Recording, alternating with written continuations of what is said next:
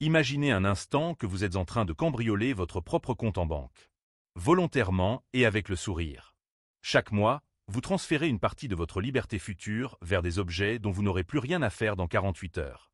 Vous pensez que c'est un choix. Vous pensez que vous êtes libre. Vous avez tort. Nous sommes en novembre 1999. Un homme entre dans un grand magasin de Manhattan. Il n'a besoin de rien. En observant les étalages, ses yeux se posent sur un simple pull en cachemire. À cet instant précis, une tempête invisible ravage son cerveau. Ses paumes deviennent légèrement moites. Son rythme cardiaque s'accélère. Une injection massive de molécules chimiques vient de paralyser sa rationalité. 20 minutes plus tard, il ressort avec un sac, une dette sur sa carte de crédit et une sensation étrange. Un soulagement immédiat, déjà teinté d'un léger arrière-goût de regret. Cet homme, c'est vous. C'est moi. C'est chacun d'entre nous face à l'illusion de la consommation. Nous croyons acheter un produit. En réalité, nous subissons une neuroarchitecture de manipulation conçue pour pirater nos instincts de survie les plus profonds. Vous n'êtes pas dépensier. Vous êtes simplement possédé par une chimie interne qui a 1 million d'années d'avance sur votre compte en banque.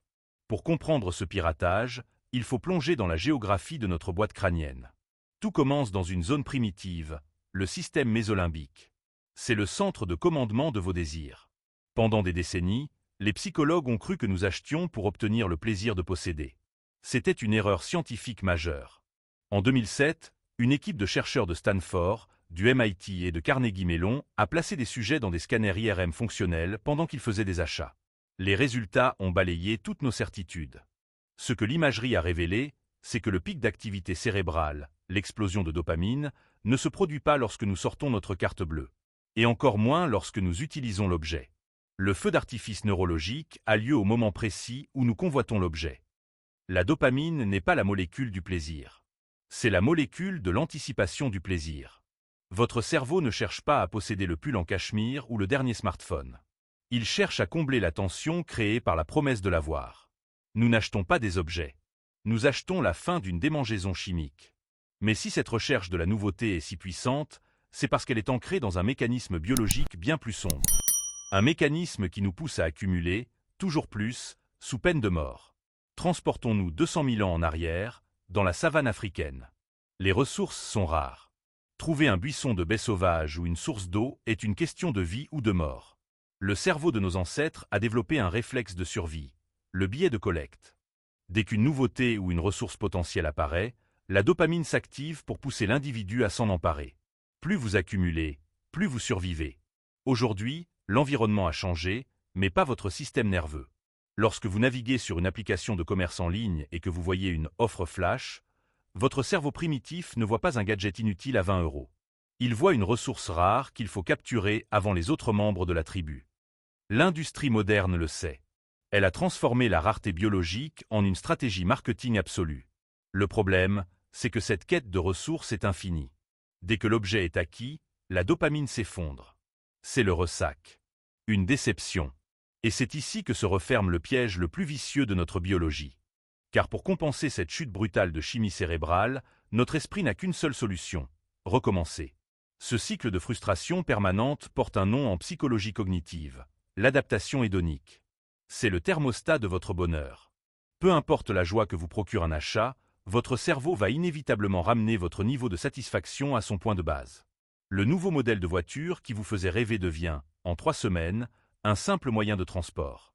Le canapé design devient juste un endroit où s'asseoir. Nous courons sur un tapis roulant émotionnel. Nous devons courir de plus en plus vite, acheter de plus en plus souvent, simplement pour rester au même niveau de satisfaction superficielle. Les géants du commerce ont parfaitement modélisé ce tapis roulant. Ils ont compris que pour maintenir le consommateur en état d'alerte, il fallait réduire à zéro la seule chose qui protège encore notre argent, la douleur de payer. Saviez-vous que dépenser de l'argent fait physiquement mal? Reprenons l'étude d'IRM de Stanford.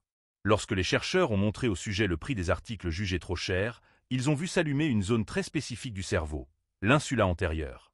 C'est la région cérébrale qui s'active lorsque vous vous brûlez le doigt ou lorsque vous ressentez une exclusion sociale douloureuse. Payer est une souffrance biologique. C'est le frein de secours de votre portefeuille. Le but de l'ingénierie financière moderne a donc été d'anesthésier votre insula. Comment donc? En dématérialisant l'argent. Lorsque vous payez avec un billet de 50 €, votre cortex visuel voit la ressource quitter physiquement votre main. L'insula devient active. La douleur est là. Lorsque vous payez par carte bancaire, en un clic sur Internet, ou avec la reconnaissance faciale de votre téléphone, la friction disparaît. Vous ne donnez rien. Vous effleurez un écran. Le frein de secours est sectionné. Le système mésolimbique a le champ libre pour piller vos économies sans que votre conscience ne sonne l'alarme. Dès lors, une question s'impose. Si notre biologie est entièrement configurée pour nous faire dépenser, et si la technologie a supprimé nos défenses naturelles, sommes-nous condamnés à être les esclaves de nos impulsions? La réponse se trouve dans une zone de votre cerveau située juste derrière votre front, le cortex préfrontal. C'est le siège de la logique, de la planification à long terme et de la maîtrise de soi. C'est la seule structure capable de tenir tête à la tempête dopaminergique. Mais pour qu'il puisse agir, il a besoin d'une ressource précieuse, le temps. Pour reprendre le contrôle, vous devez réintroduire artificiellement ce que la technologie a supprimé. Vous devez recréer de la friction volontaire.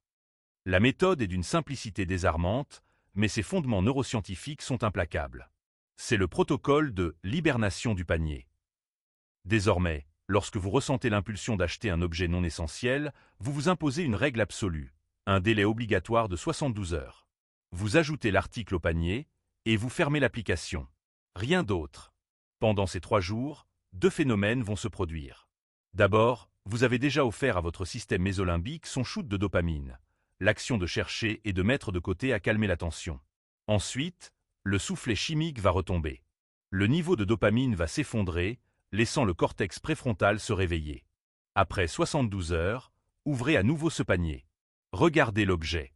Dans 80% des cas, l'illusion se sera dissipée. L'objet vous paraîtra fade, inutile ou étrangement cher. Ce n'est pas l'objet qui a changé. C'est votre cerveau qui est redevenu sobre. Vous venez de sauver votre argent en laissant simplement le temps à votre biologie de s'équilibrer. Nous vivons dans un monde qui a transformé nos instincts de survie en outils de profit. Chaque publicité, chaque notification, chaque interface d'achat est une arme de précision pointée sur les failles de notre évolution. Vous ne pourrez jamais changer la structure de votre cerveau. Vous ne pourrez jamais empêcher la dopamine de circuler face à la nouveauté. Mais maintenant que vous connaissez le mécanisme, vous n'êtes plus une victime ignorante. Vous êtes un spectateur conscient. La prochaine fois que vous ressentirez cette envie pressante, presque magnétique, d'acheter un objet dont vous n'avez pas besoin, arrêtez-vous un instant. Observez la tension en vous. Souriez de cela. Vous n'avez pas besoin de cet objet. Vous assistez simplement à un magnifique mirage chimique. Et pour la première fois, vous avez le pouvoir de détourner le regard.